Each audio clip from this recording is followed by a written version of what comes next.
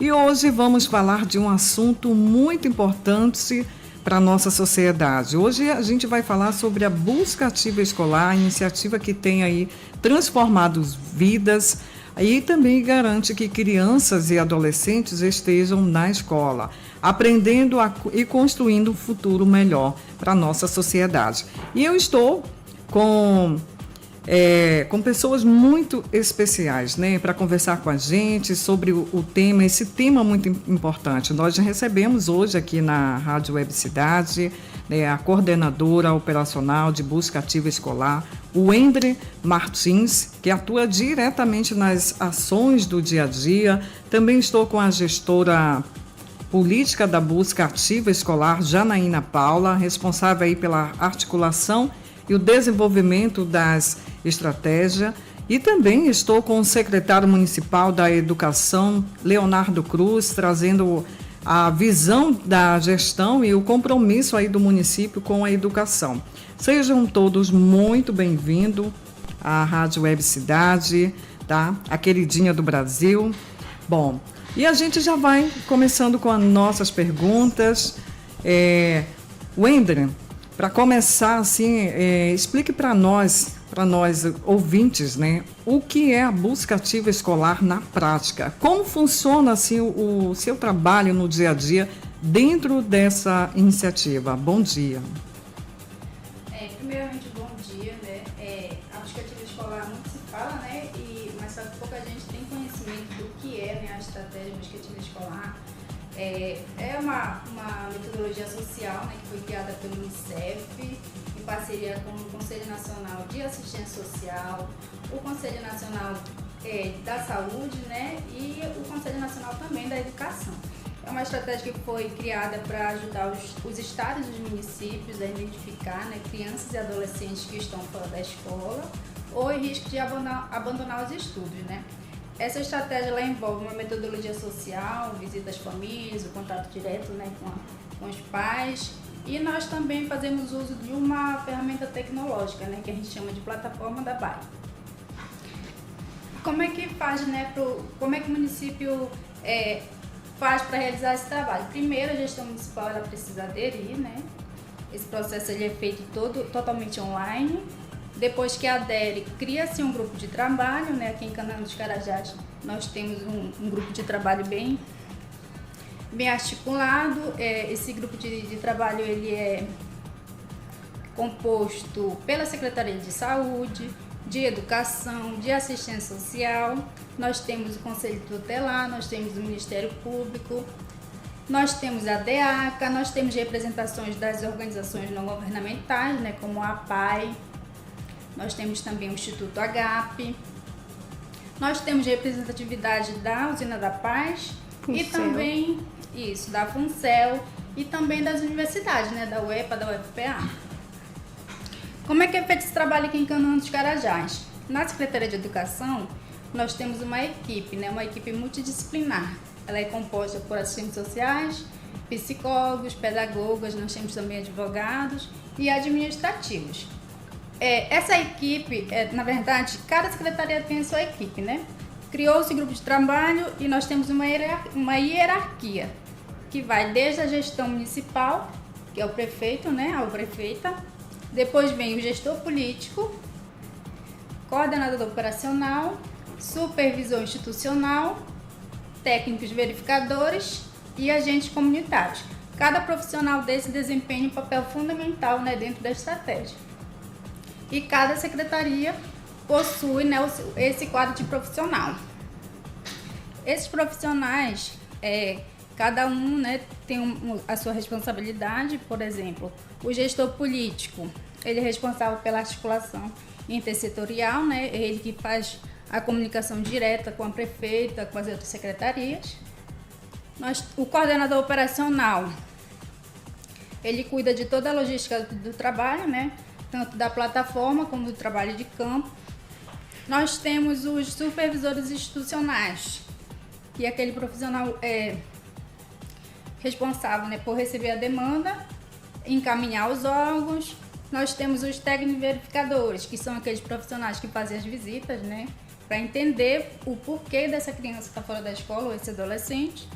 E nós temos os agentes comunitários. O agente comunitário, ele é aquele profissional que identificou a criança que está fora da escola. E ele também é responsável por sinalizar, né, dentro da plataforma. Identificou, ele vai criar, né, o que a gente chama de alerta dentro dessa plataforma com alguns dados, né, da criança, o nome, a idade, o endereço, né, umas informações bem básicas para que depois um outro profissional vá junto com a família fazer uma pesquisa mais elaborada. A importância do uso da ferramenta tecnológica, né, que a gente utiliza. Ela funciona como um grande banco de dados e é muito importante, né, que os profissionais se adequem a essa ferramenta, porque depois ela serve como indicadores para a gente conseguir analisar, né, como que o município está, quais as maiores causas da evasão, da exclusão escolar e de que forma, né, a gente vai elaborar estratégias para trabalhar em cima disso. Muito bem. Agora a minha pergunta vai ser para você, tá, Janaína? Janaína Paula, né, gestora política escrita, né? Janaína, falando agora da gestão, qual a importância da busca ativa escolar para o município? Como é feito o planejamento e articulação entre as equipes para que esse trabalho funcione de forma eficiente? Bom dia. Bom dia, ouvintes. É um prazer estar aqui falando com vocês. O trabalho é um trabalho que ele não é só da educação, é um trabalho intersetorial, porque quando a gente fala busca ativa escolar, dá um entendimento que refere-se à escola. E não é. É um trabalho, é um programa, né, que vem do selo Unicef e agora tem a parceria do Tribunal de Contas do Pará. E esse trabalho ele é intersetorial, então ele envolve toda a sociedade civil, envolve as secretarias do município, né? O governo, no geral, está envolvido nessa política. E o nosso papel, enquanto gestora política, o nosso papel é exatamente atuar na articulação do município, fazer com que todos participem dessa política, que todos façam o seu papel, que atuem na questão do enfrentamento da violação, né? Porque é uma violação ao direito à educação. E quando a gente faz a busca ativa escolar, a gente identifica que não é só a questão da evasão por questões da infrequência. Quando você faz a visita, você identifica que as crianças estão faltando ou é porque está numa questão de vulnerabilidade, ou é uma questão socioeconômica, ou uma questão de saúde, né? E a gente vê também a questão de violências, e aí dentro dessas violências a gente enfrenta violência sexual com criança e adolescente, violência psicológica, crianças adoecidas. Então, são vários fatores que levam a criança a deixar de frequentar a escola. Então, por isso, precisa dessa atuação em conjunto com todas as secretarias, como a Wendra citou, as secretarias que estão fazendo parte dessa ação. E aí, em 2023, a prefeita, né, do município instituiu um decreto no dia 26 de dezembro de 2023, o decreto 1405, onde obriga que o município, né, independente do selo Unicef, ela precisa acontecer. Mesmo que não existisse o selo Unicef no município, mas ela garantiu que isso ficasse amarrado no município para que essa política aconteça e que as secretarias se unam em prol disso, porque envolve todas, é uma atuação em conjunto, né? Então, as vulnerabilidades, então... esse trabalho é feito em conjunto e isso é importante, né? Porque através disso a prefeita, o município consegue planejar essas ações e buscar que as crianças retornem, né, para a escola. Eu vou continuar com você. Aqui no nosso município, a gente já teve assim algum problema, alguma dificuldade com o aluno não estar participando da aula devido à violência? Sim, nós temos assim, o nosso ano passado nós terminamos com 18 mil e poucos alunos matriculados. Hoje nós estamos com 20 mil e pouquinho alunos matriculados. 20 mil e 21 alunos. 21 mil. 20 mil. 20.021 alunos matriculados. Então, assim, a gente vê que nós recebemos bastante crianças e adolescentes no município, as nossas escolas estão bem cheias, e com isso também a gente observa esse trabalho na garantia de direito dentro das escolas. Nós temos uma equipe de orientadores educacionais. Esses orientadores, eles são treinados, são capacitados para essa abordagem familiar, respondendo a sua pergunta. E na identificação, quando a gente vê essa dificuldade da criança ir para a escola, e aí quando é feito o acolhimento da criança, a infrequência é feita pelo professor em sala de aula, né? A partir do momento que a criança tem 3 faltas consecutivas ou 5 faltas intercaladas, esse professor entra em contato, né, com o serviço de orientação, e o orientador da escola entra em contato com a família para buscar entender o motivo que a criança deixou de faltar à escola. E aí, nessa acolhida, é feita uma escuta da família, um atendimento individualizado. Nesse acolhimento, tenta entender o que é que está acontecendo, e aí a gente identifica algumas situações que envolve violência, que envolve vulnerabilidade, que envolve a questão da localidade, que, né, dos aluguéis, uma hora está em um bairro, outra hora muda para um bairro mais distante. Então, a gente enfrenta várias situações relacionadas ao atendimento dessas famílias. Por isso, a gente precisa dessa articulação intersetorial. Algumas vezes, a gente precisa buscar outros órgãos, né? Exemplo, o Conselho Tutelar, que também tem um papel muito importante nessa abordagem com as famílias.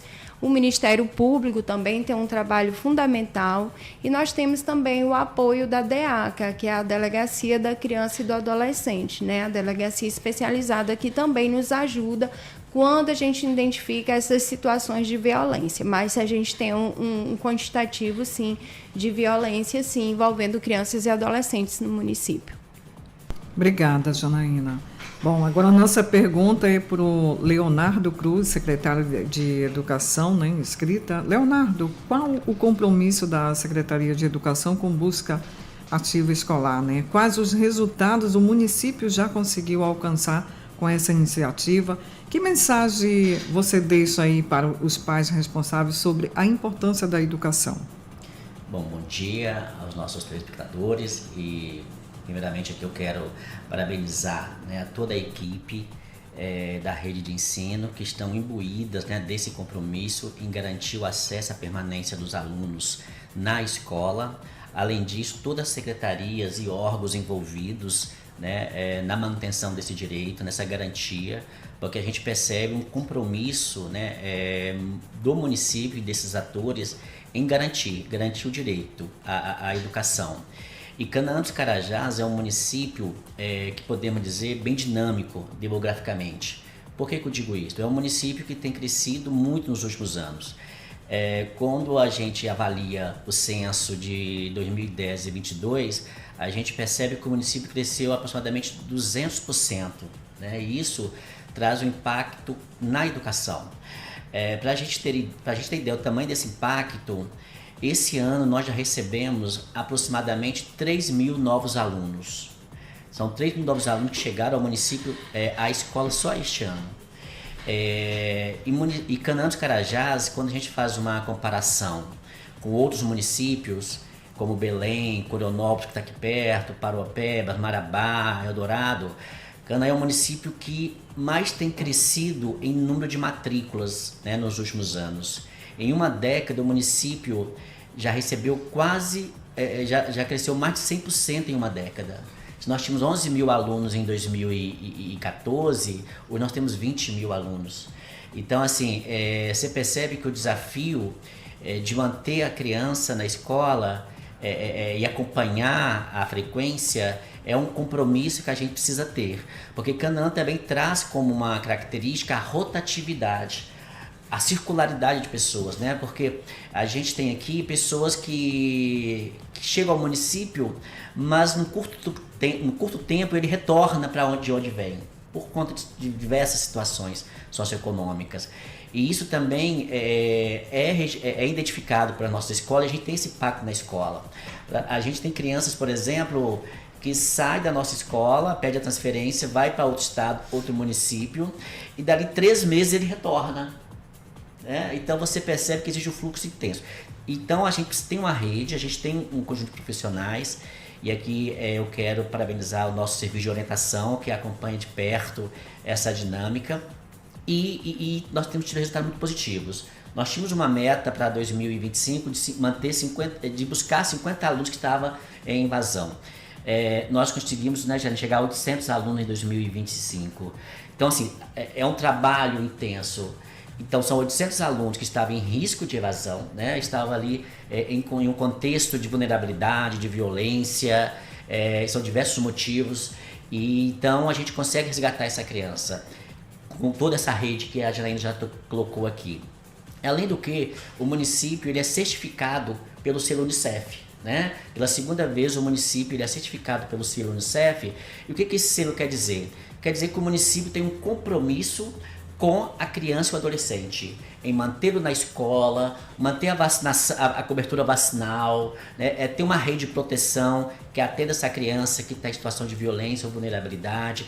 Então, esses são resultados muito positivos que nós vemos aqui no município. Olha, e são, assim, pelo que eu vi, são bem positivos, né? Vocês conseguiram em todo ali o envolvimento com a ajuda, com certeza, da sociedade, né? Porque a gente tem visto também que vem acontecendo muitos casos de violência dentro da escola, né? Então, isso faz também com que as crianças, não é nem tanto as crianças, e sim nós como pais, né? Não ficamos ali com medo, né? E pelo que eu estou vendo, as escolas elas estão preparadas a acolher não só a criança em todo, mas também ali a família, né? Certo. Assim, é importante colocar que a escola ela é um espaço democrático, né? É um espaço onde nós temos muitos diferentes se encontrando. Então é comum que tenham conflitos, né? É comum que a gente veja conflitos na escola. Mas tem alguns conflitos que eles são salutares, né? Porque são ideias divergentes, são opiniões divergentes, né? É um espaço democrático. Mas quando parte para o bullying, para a violência, aí nós precisamos atacar. E nesse sentido, a rede de ensino vem fazendo todo um trabalho junto com os professores, com a família, todos os profissionais de educação, em realmente a escola ser esse espaço acolhedor, ser esse espaço de respeito a todas as diferenças, para que esse aluno, independente da sua situação econômica, cultural, racial, sexual, que ele possa realmente, né, ser acolhido, que ele possa realmente ser escutado e ver a escola como um espaço realmente de respeito. Eu acredito que seja exatamente isso que a sociedade está vendo, né? Exatamente isso. Bom, como a população pode ajudar nesse processo de identificar criança e jovem fora da escola? Como é que nós aqui podemos ajudar a sociedade em torno? Tá. Esse trabalho a gente está tendo agora essa semana, a semana D da Buscativa, né, que foi determinado junto ao selo Unicef, que essa campanha foi estipulada por eles. E pelo Tribunal de Contas, que começou no dia 23 e termina hoje, porém é uma ação que o CGI, que é o Comitê Gestor Intersetorial da Buscativa, que ele precisa sentar e traçar estratégias, né? E aí dentro dessas estratégias, cada secretaria precisa desenvolver as suas ações e o comitê em si vai fiscalizar essas ações. Dentro dessas ações, a gente já tinha a Semana D do município, que seria no mês de fevereiro, porém a gente não fez em fevereiro porque já tinha essa determinação do Tribunal de Contas para que fosse executado agora no mês de março, mas dentro da nossa programação seria em fevereiro, em junho, retorno às aulas em agosto e final do ano, que é em dezembro, que é exatamente conscientizar aquele período de rematrícula das crianças e os alunos novos que irão entrar na rede municipal. Então, a gente intensificou essa questão da busca ativa no município, da programação, para que as pessoas entrem em contato. Pode entrar em contato, nós temos um telefone que geralmente na divulgação a gente solta esse número de telefone que a Buscativa tem para receber esse chamado se alguma a comunidade em si observar que tem uma criança que na sua rua, um vizinho que está fora da escola, que não está frequentando, entrar em contato com a gente, procurar uma escola, pode procurar a saúde, pode procurar assistência, todos os órgãos públicos, eles estão em alerta.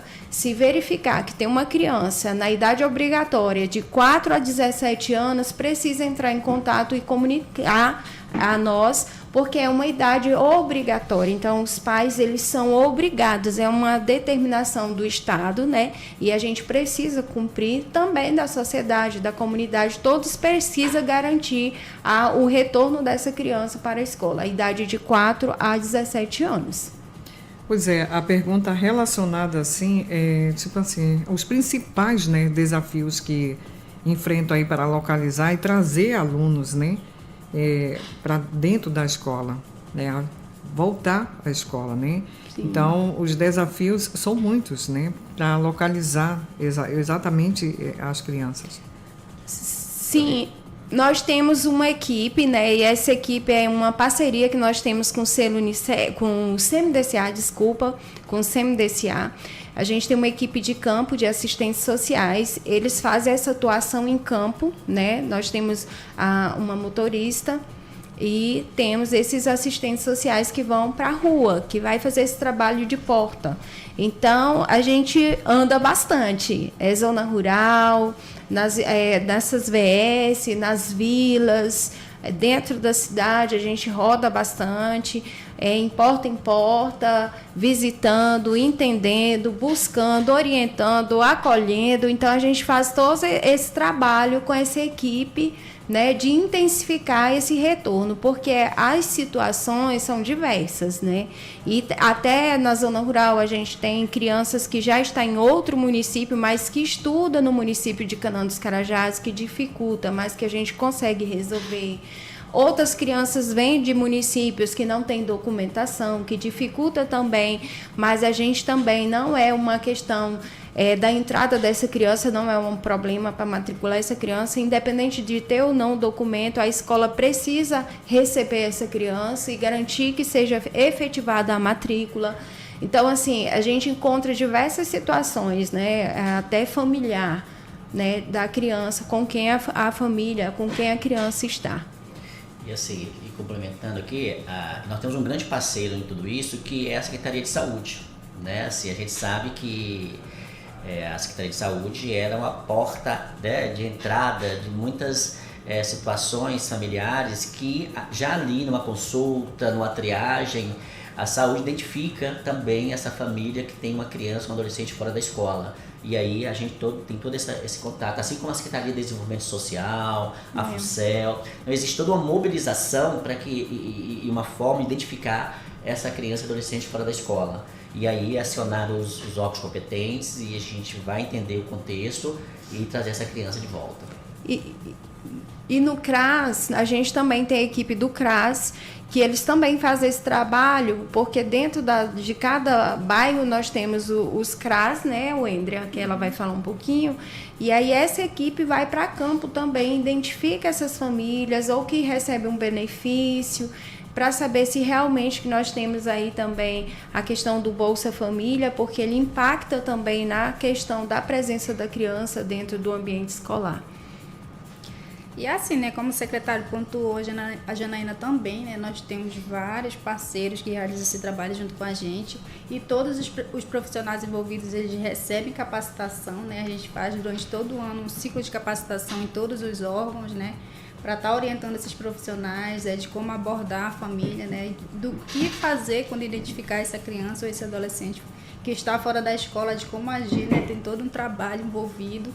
E todos os profissionais estão devidamente capacitados para fazer o atendimento.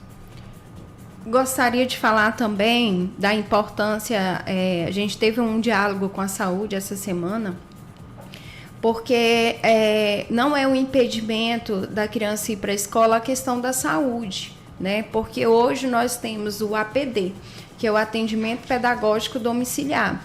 Então, uma criança que deixou de frequentar a escola por questões de saúde, nós temos o atestado médico, né, que respalda a criança ficar em casa no período que ela está doente, mas nós temos o atestado, por exemplo, de uma criança que fraturou, por exemplo, a perna, o fêmur, e aí ela precisa ficar. Mas a questão do cognitivo dela está ok. O que impede ela ir para a escola é a perna que quebrou.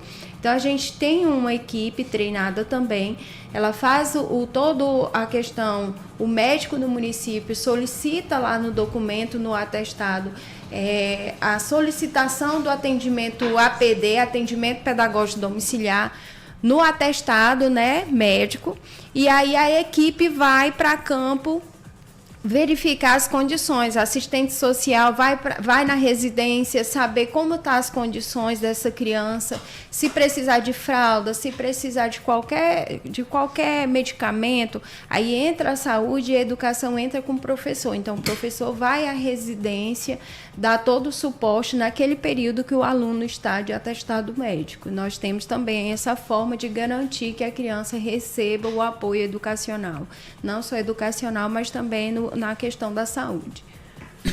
Certo. Hoje também nós temos na escola, né? As escolas hoje estão recebendo aqueles alunos, né, como autista,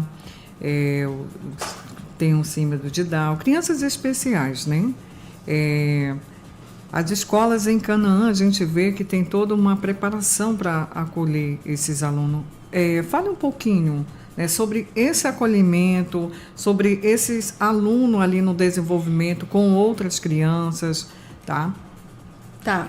Nós temos também dentro da secretaria uma técnica, Ana Maria, é a técnica responsável pelo público da educação especial. E nós temos assim um trabalho bem bonito no município.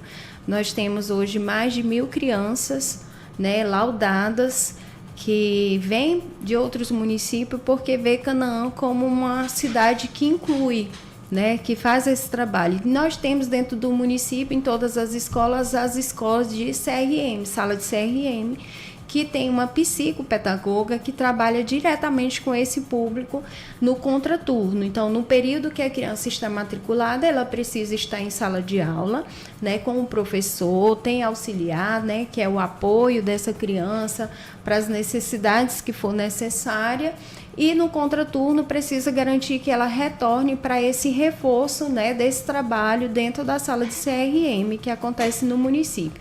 Algumas crianças já recebem também o atendimento pedagógico domiciliar. Devido às condições de saúde, então ela precisa receber esse atendimento a domicílio. Então não acontece dentro da escola devido ao próprio laudo médico que não deixe, né, não garante que ela retorne para a escola, mas que o professor vai até a residência.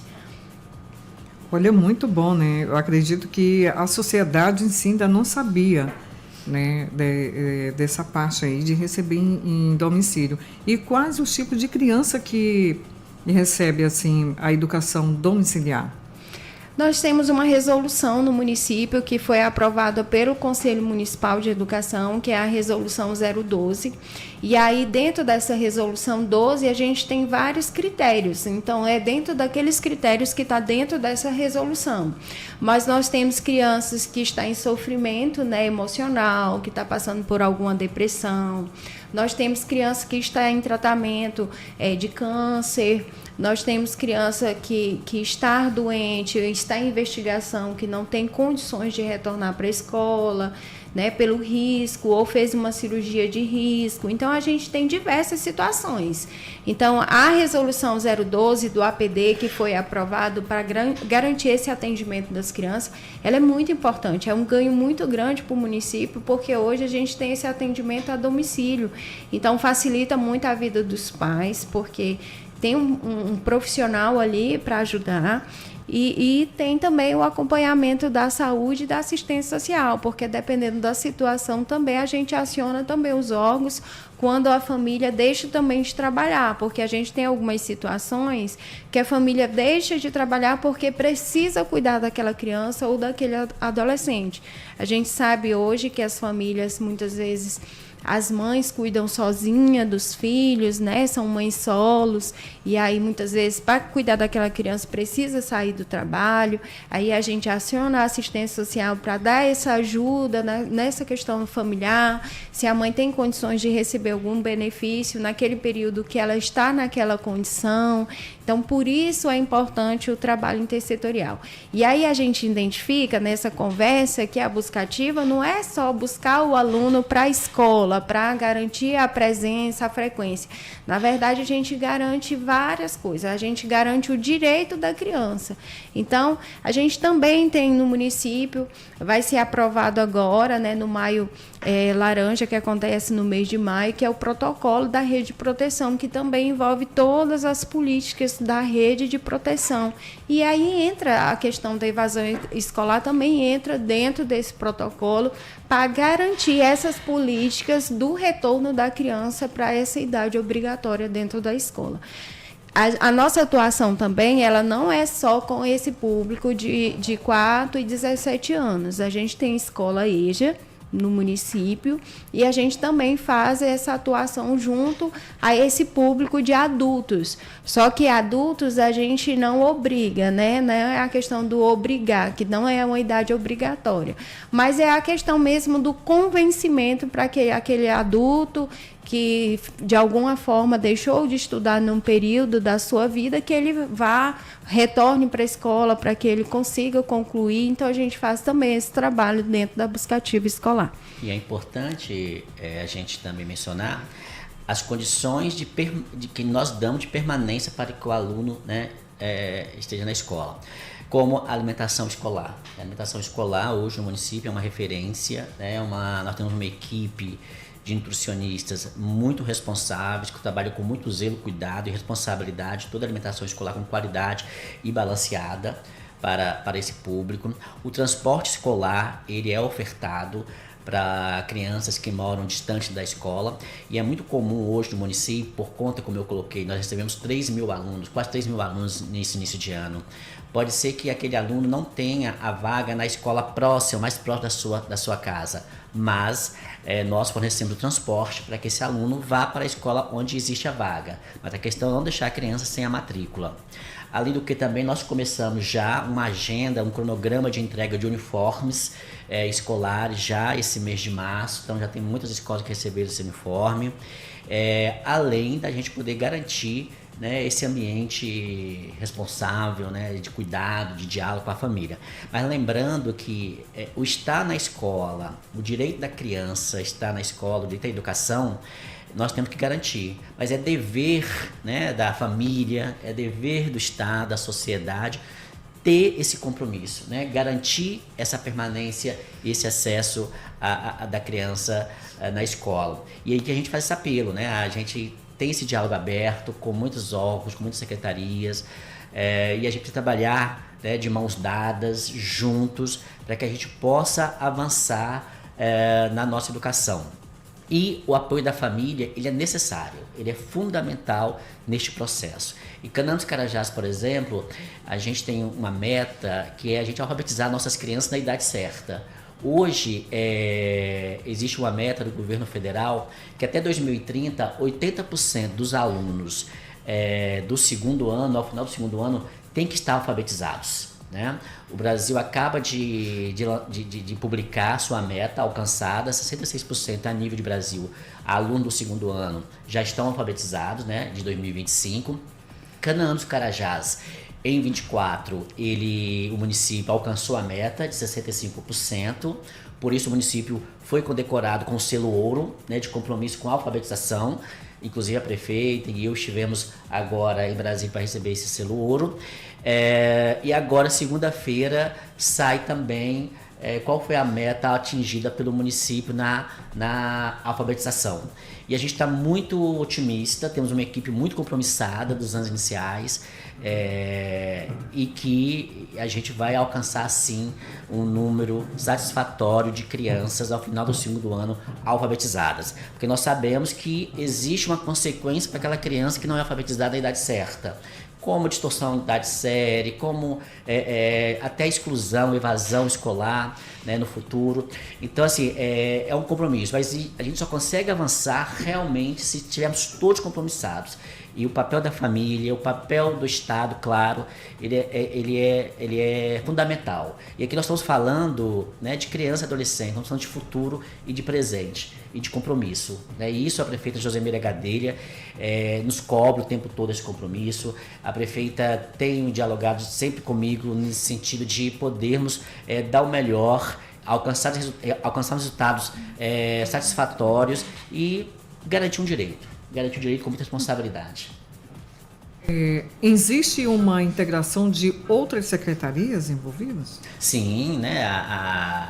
Hoje eu acredito, assim, por experiência e conhecer outros municípios, a rede, né, intersetorial no município funciona muito bem, né? Nós temos aí todas as secretarias envolvidas em diversos comitês.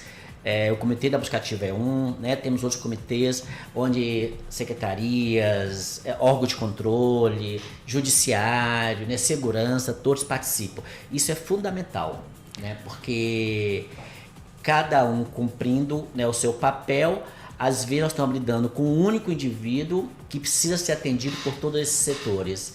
E a gente trabalhando em grupo, trabalhando intersetorialmente, a gente consegue garantir com mais eficácia a política pública e atender ali as necessidades daquele cidadão, daquela criança. Janaína, nos fale um pouco sobre a gente, ainda há pouco a gente estava falando sobre as crianças mais especiais dentro da escola.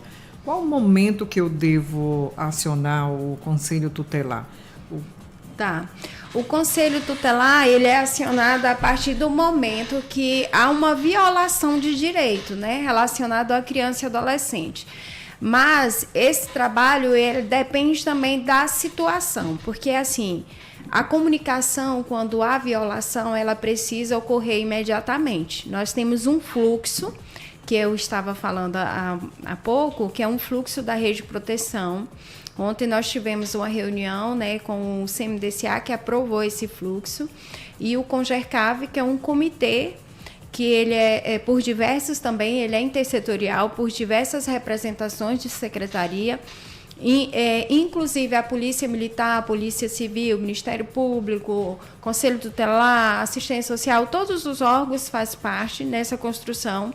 Já tem um bom tempo que a gente está dialogando, discutindo em cima, baseado no ECA, em leis recentes, né, onde o município precisa garantir esse fluxo aconteça. E é uma política bem consolidada. Então, a gente tem um diálogo muito forte no município, então a gente consegue, em um tempo muito rápido, acionar todos os órgãos e a gente conversa muito bem para resolver uma situação de uma criança ou de um adolescente.